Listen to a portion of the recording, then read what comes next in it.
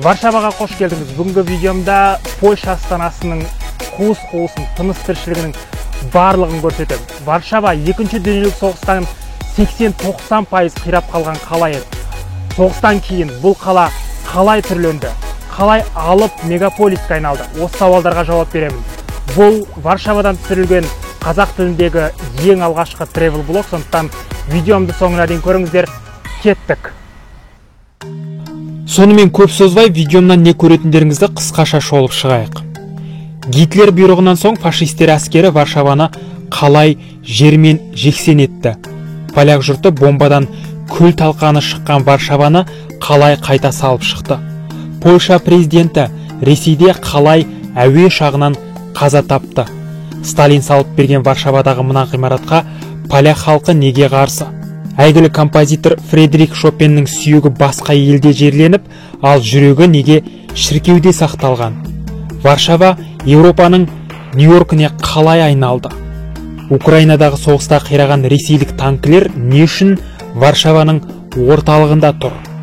Бүгінгі видеомды соңына дейін көріп, осы сауалдарға жауап алып, Польша астанасы Варшаваға саяхаттап шығыңыз.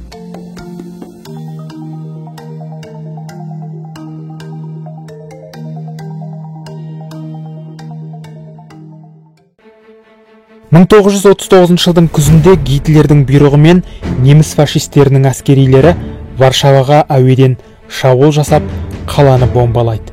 1-2 күннің ішінде қаланың 80% қирап қалады. Немістердің Варшаваға шабуылының қысқаша тарихын айтайын. 1939 жылы 31 тамызда фашистер өздерінің солдаттарына поляк әскерінің формасын кигізіп, Германияның бір қаласындағы радиостанцияға шабуыл жасайды.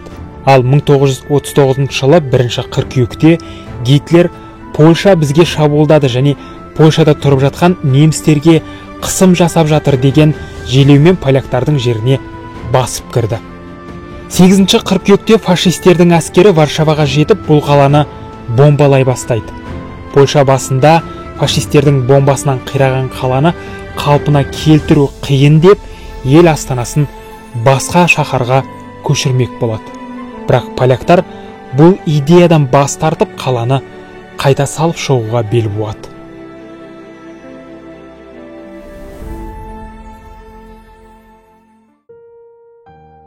Шақты жылдың ішінде Польша халқы бірігіп Варшаваны қалпына келтіреді. Поляктар әсіресе Варшаваның ескі қаласын ыждаһаттылықпен қайта салып шығады.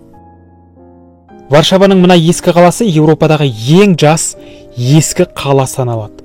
Сырт келбетіне қарасаңыз 13-14 ғасырға ұқсайды, бірақ бұл жердегі әрбір құрылысқа 70-80 жыл ғана болған. Польша Варшаваның ескі қаласын қайта салғанда тарихи фотоларды, тұрғындардың айтқанын, түрлі құжаттарды ескерген.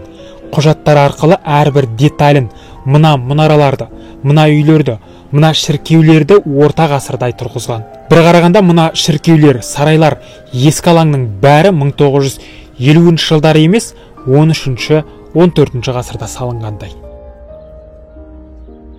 Ал мынау поляк архитектор Ян Захватичке қойылған ескерткіш. Бұл архитектор 2-ші дүниежүзілік соғыстан кейін Варшава қаласын толық қалпына келтіруге атсалысқан. Осы кісінің архитектурасымен мына Польшаның ескі қаласы қайтадан қалпына келген. Ян Захватич тек қана Варшава қаласын емес, Польшаның басқа да қалаларын қалпына келтіруге негізгі архитектор болған. Қазір өзі қалпына келтірген ескі қалаға құдды бір өзі бақылап қарап тұрған сияқты. Соғыстан кейін қалпына келтірілген Варшаваның ескі қаласымен танысайық. Ескі қала Варшаваның сәні әрі ең әдемі жері. Мұнда күн ұзақ адам аяғы тыйылмайды. Мұнда шіркеулер, ескі алаң, христиан дінінің ескерткіштері сізге орта ғасырдың атмосферасын сыйлайды. Бұдан бөлек, ескі қаладан түрлі кафелер мен ресторандарды табасыз. Ескі қаладағы мына алаңда Варшаваның символы русалканы да көзіңіз шалады. Соғыс атаулысын жек көретін поляк халқы қазір Украинаға ең көп қолдау көрсетіп жатқан елдің бірі. Ресей Украинаға басып кіргенде Польша 4-5 миллион украинды паналатты, жағдай жасады. Қазір Украина әскеріне қару-жарақта беріп жатыр. Ал Варшаваның ескі қаласында Украинадағы соғыста қираған Ресейдің 2 танкісі қойылған. Майданда қираған бұл 2 темір талай адамның өмірін жалмаған аждахаға ұқсайды. Сондай суық, сондай сүйкімсіз. Польша Ресейдің қираған 2 танкісін Варшава орталығына қою арқылы соғысқа қарсылығын білдірді. Ескі қаланың маңайында Польша президенті отыратын сарай да орналасқан. Яғни Польша президенті де Варшаваның ең әдемі ауданында жұмыс істейді. Бір қызығы, бұл президент сарайы соғыс кезінде қатты қирамаған ғимараттардың бірі. Ал мына Польша президенті отыратын сарай қазір жөндеу жұмыстары жүріп жатыр. Дегенмен менің назарым ауғаны мынау тақтайшалар. Жақынырақ көрсетейін қазір. 2000 жылы 10 сәуірде Польша президенті Лех Качинский Ресейдің Смоленск қаласына барады. Әйелімен және саясаткерлермен, шенеуніктермен, депутаттармен бірге сол Смоленск қаласында Катын қырғынында қаза болған польшалық офицерлерді еске алу шарасына барады. Сол кезде президент мінген ұшақ Смоленск әуежайына қонған кезде қону жолағынан шығып кетіп, ұшақтың ішінде болған барлық адам қаза тапқан. Соның ішінде Польшаның президенті Лех Качинский де қаза тапты. Сол қаза Польша еліне поляктарға өте қатты әсер етті. Үлкен ауыр траур болды.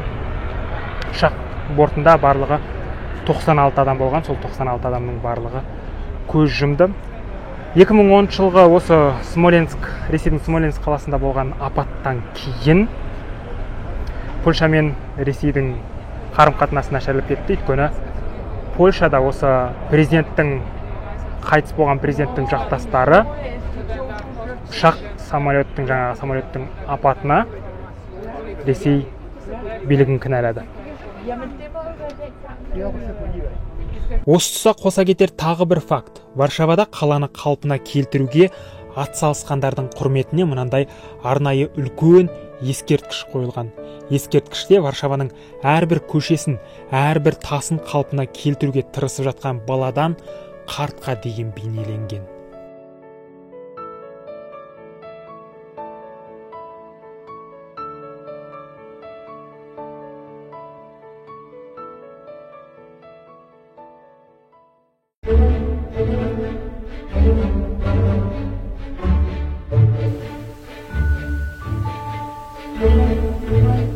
Мынау Варшаваның символы ғылым және өнер сарайы.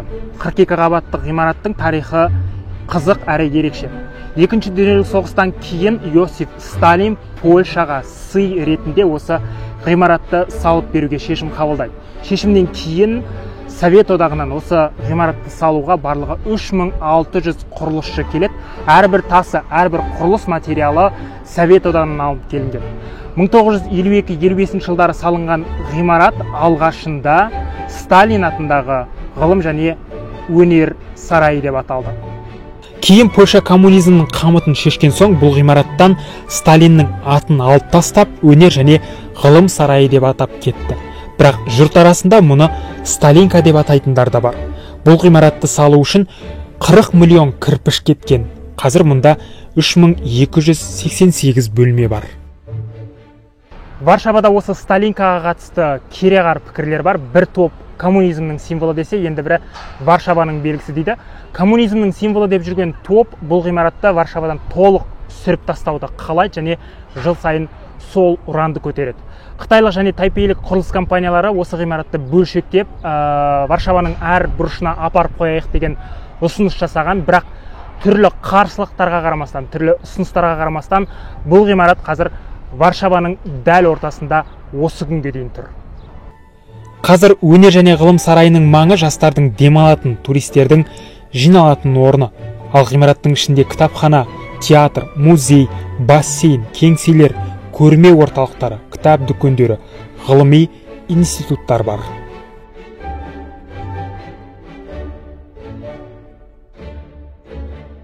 Сталинка күн батып қараңғы түскенде тіпті құлпырады. Түнгі Варшаваның әдемілігіне әдемілік қосады.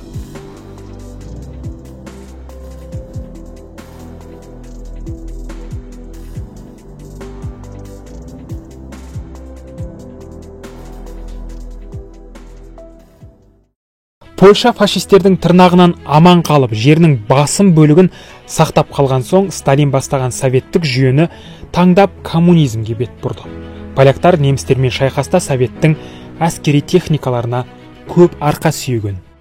Польша Европада жалпы әлемде соғысты ең көп көрген елдердің бірі, сондықтан бұл ел өзінің әскеріне, әскери қару-жарақтарына өте ыждахаттылықпен көңіл бөледі. Варшаваның бір өзінде бірнеше әскери мұражай бар. Мынау Польша әскерінің музейі. Осы музейде Польша әскері қолданған қару-жарақтар, түрлі тікұшақтар, ұшақтар, танкілер қойылған, соларды көрейік.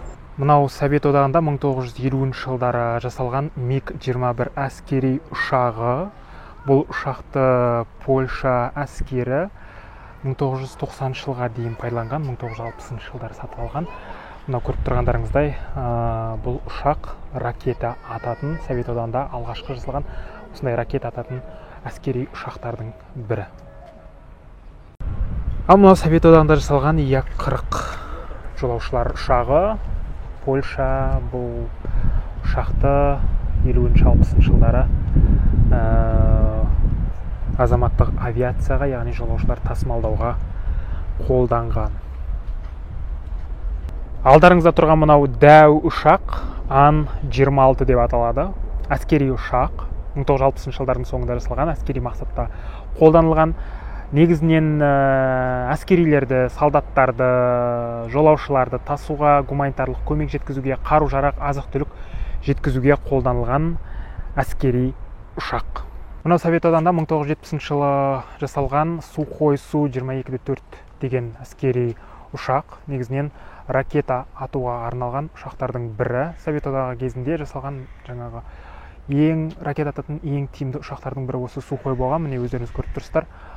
Бұл ұшақ осындай ракеталарды тастаған. 24D деп аталатын әскери тікұшақ негізінен ауыр шайқастарға пайдаланылған. Өздеріңіз көріп тұрсыздар, қанатының астындағы мынау оқ атқыштардан жау тылына оқ жаудырған.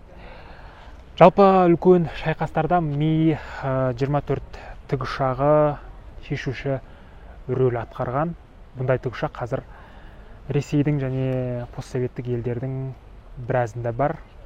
Ми тікұшақтарының түрлі модельдері Қазақстан әскерінде де бар. Мына тұрған кішкентай ғана қарулар негізінен әскери ұшақтарды құлатуға арналған. Міне мынау тұр, анау бар. Кішкентай ғана болса да, бұл екінші дүниежүзілік соғыс кезінде әскери ұшақтарды атып түсіруге арналған қару-жарақ болған. Таныс болыңыз, мынау алдыңызда тұрған әскери ұшақ Ту-2С бомбер деп аталады. 40 жылдары Совет одағында жасалған, екінші дүниежүзілік соғысқа пайдаланылған. Өздеріңіз көріп тұрсыздар, бұл ұшақ негізінен бомба тастауға арналған. Астына мынандай 3 бомба орнатылады. Кейін аспаннан осы асты ашылып, бомбаларды жаудың тылына тастаған. П-2 бомба тастайтын тағы бір советтік ұшақ. Совет одағы бұл ұшақтарды екінші дүниежүзілік соғыс кезінде пайдаланған. Жаңағы Ту-2С ұшағымен салыстырғанда бұл П-2-ға негізінен 5 бомба орнатылған. Әрқайсысы бомбалардың әрқайсының салмағы 100 келіден болған. Асты ашылады, осы 5 бомбаны жаудың шебіне тастайды. Мынау Ил-10 советтік ұшағы, негізінен жаудың әскери базасына солдаттар көп шоғырланған жерлерге шабуыл жасайтын ұшақ болған. Екінші дүниежүзілік соғыс кезінде де қолданылған бұл ұшақтар. Негізінен осындай қанатының астындағы шағын осындай ракеталарды жаудың шебіне, окоптарына әскерлері көп орналасқан жерге тастаған. Мынау Ил-10, ал мынау ұшақ Ил-2М3 деп аталады. Бұл Ил-10-нан айырмашылығы, бұл ұшақтың негізінен екі қанаттың астында екі бомба орнатылады. Ил-10-тің жетілдірілген нұсқасы. Ал мынау 1910-1920 жылдары Польша әскері пайдаланған әскери зеңбіректер, негізінен 1914-17 жылдар, яғни бірінші дүниежүзілік соғыс кезінде осындай зеңбіректер пайдаланған. Мына зеңбіректердің қатарында екі ескі зеңбірек көзіме түсіп тұр. Мынау бірі 1878 жылы жасалған зеңбірек, ал мынау 1897 жылы жасалған зеңбірек. 1930 жылы жасалған, Германияда жасалған зеңбіректер, екі адам отырып атуға арналған. Ал мынау 1925 жылдан кейін Германияда жасалған гаубице зеңбірек. Ал мынау негізінен Германияда жасалған, бұл да шағын ракеталарды атуға арналған қару. Зеңбірекке ұқсайтын мынандай қарулардың көбі соғыс кезінде жаудың әскери ұшақтарын жоюға арналған. Мәселен, мынау танкі, екі ататын басы бар танкі, негізінен әскери ұшақтарды құлатуға арналған. Ал мынау 1930 жылдар жасалған қару да әскери ұшақтарды жою үшін жасалған. Мынау да Совет одағында жасалған ИС-2 деген танкі, яғни Иосиф Сталин, Сталиннің атымен аталған танкі. Екінші дүниежүзілік соғыс кезінде Совет одағы бұл танкіні Польша әскеріне берген. Бұл танкілер сол екінші дүниежүзілік соғыс кезінде поляк армиясына өте көп үлкен көмек көрсеткен танкілердің бірі 70 дана алып келген. Совет одағы кейін қалған танкілер 50 жылға дейін осы Польша армиясында болған. Қазір солардың бірі міне көрмеде тұр. Міне талай соғыс, талай шайқас, талай көз жасты көрген суық қарулар қазір Варшаваның бір бұрышында дамыл тапқан. Танк, артиллерия, бронетехника, зеңбірек, ракета, тікұшақ барлығы музейге қойылса да суық, ызғарлы әрі сүйкімсіз көрінеді. Жалпы поляктар өте дарынды халық. Бұл халықтың ішінен бірнеше Нобель сыйлығын алған ғалымдар, музыканттар шыққан. Соның ішінде де ең танымалы әрине Фредерик Шопен және Коперник. Коперник туралы сәл кейінірек айтамын. Ал Шопен жалпы Польшаның, поляк ұлтының үлкен мақтанышы. Ол ең алғашқы концертін 8 жасында мына президент сарайында берген. Қазір Шопен поляк халқының мақтанышы. Варшаваның бас аэропорты Шопеннің атымен аталады. Шопеннің жеке музейі, көшесі, Шопен атындағы музыкалық университет те бар. Тіпті Варшаваның көшелерінде Шопеннің композициясы ойнайтын мынандай орындықтар да қойылған.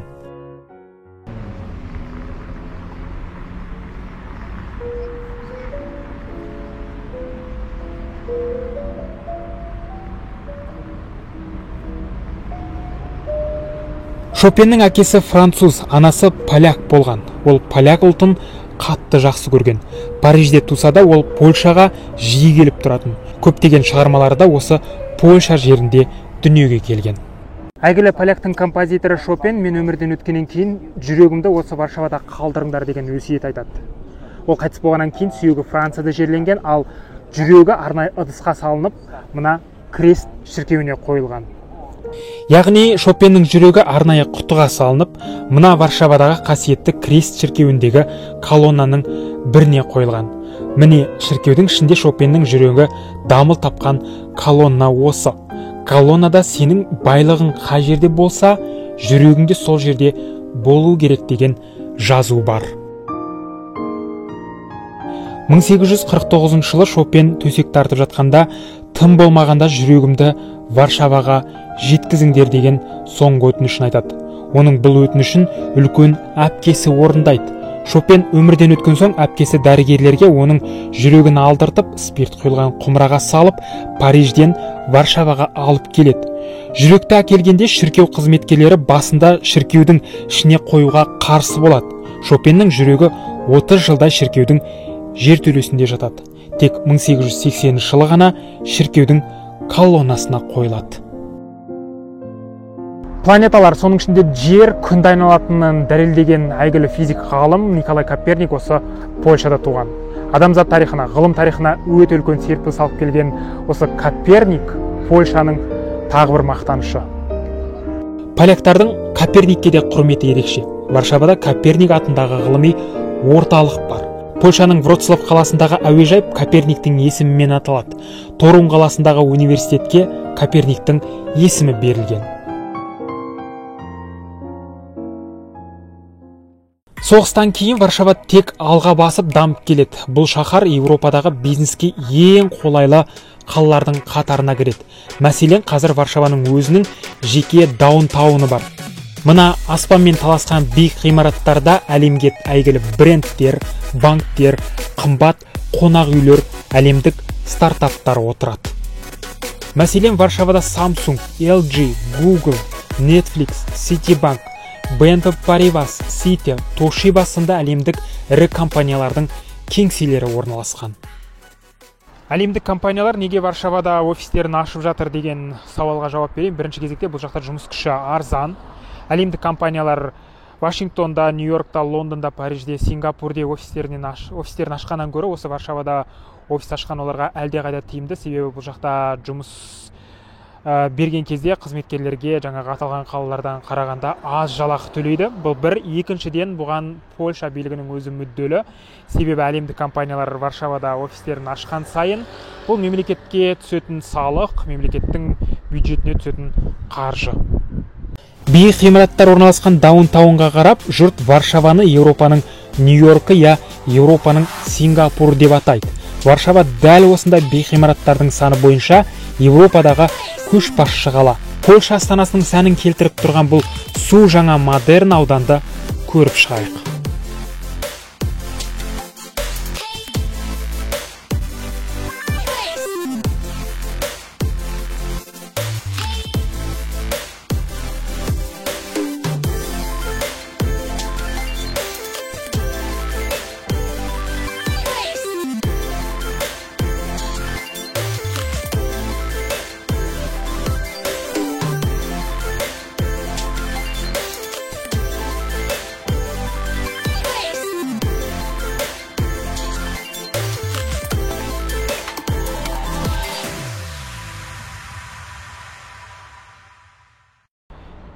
Еуропаға 2018 жылы көшіп келген кезде Варшава онша емес қала, ішпыстыратын қала, барудың керегі жоқ деген сияқты пікірлер естігемін.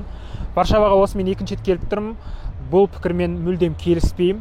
Варшава өзіндік стилі, өзіндік шармы бар ерекше қала. Мұнда жастарға өте жақсы жағдай жасалған. Сондай-ақ веложолдар, парктер өте көп. Кез келген өзіңіз тоқтаған қонақ үй немесе пәтердің маңында бірнеше сквер, бірнеше парк болуы мүмкін. Сондай-ақ бұл қала Еуропаның басқа шаһарларымен салыстырғанда өте арзан. Мұнда тамақ арзан, қонақ үй арзан. Бұған қоса Польшаға виза алуда жеңілірек. Тағы бір үлкен плюсі Варшава мен Астана арасында тікелей рейс бар. Сөзімде Варшавада парктердің көптігі жайлы айтып қалдым. Енді сол жасыл желекке толы әдемі парктерді аралайық. Шынымен Варшавада парк, сквер көп.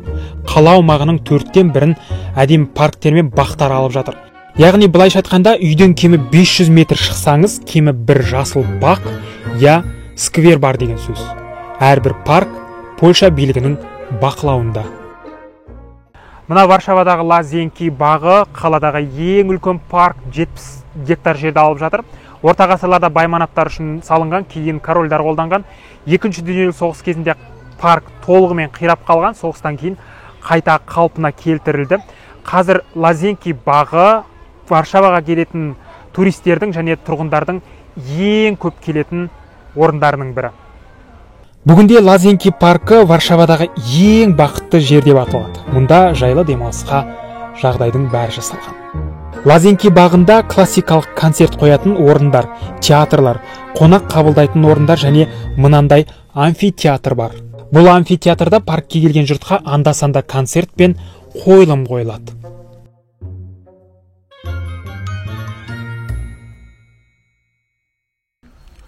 Варшаваға келіп жатсаңыз, Виланов сарайына да бас соғыңыз. Айналасы бақпен қоршалған сарай қаладағы ең әдемі жерлердің бірі.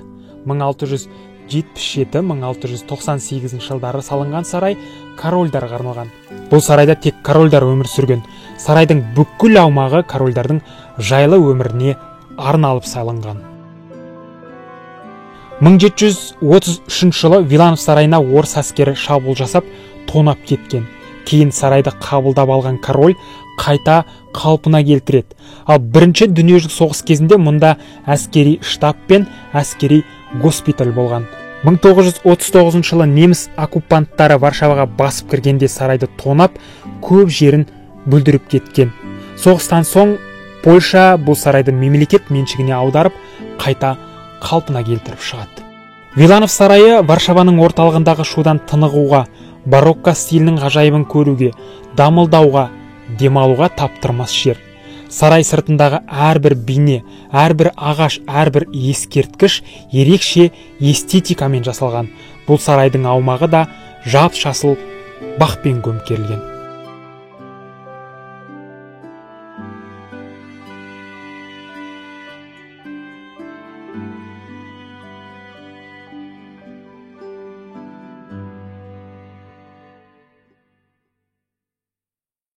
Поляктар Европадағы ең діндар халықтың бірі. Варшавада шіркеу көп. Бұған қоса шіркеу ішінде жасы да, орта жастағы адамдар да, егде тартқандар да құлшылық етеді.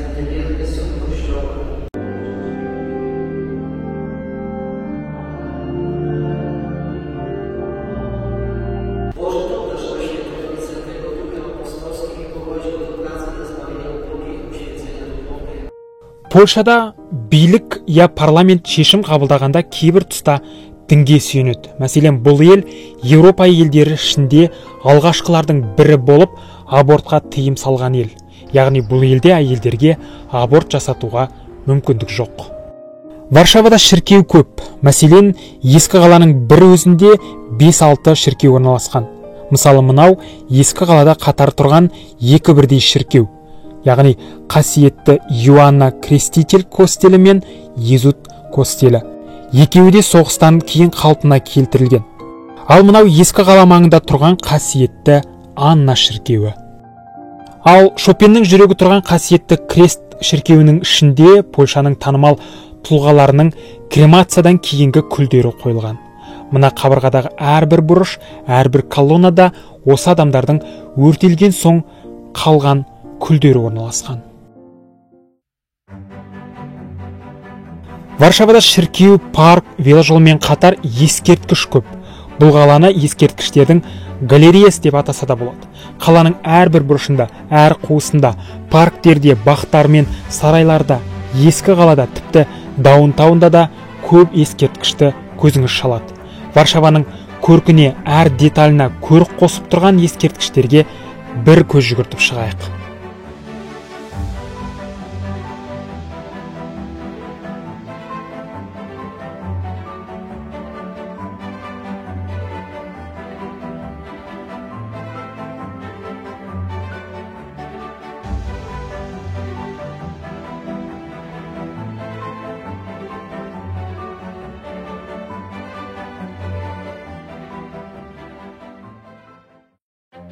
Варшава Еуропада жұрт тарапынан бағаланбай жүрген қаланың бірі.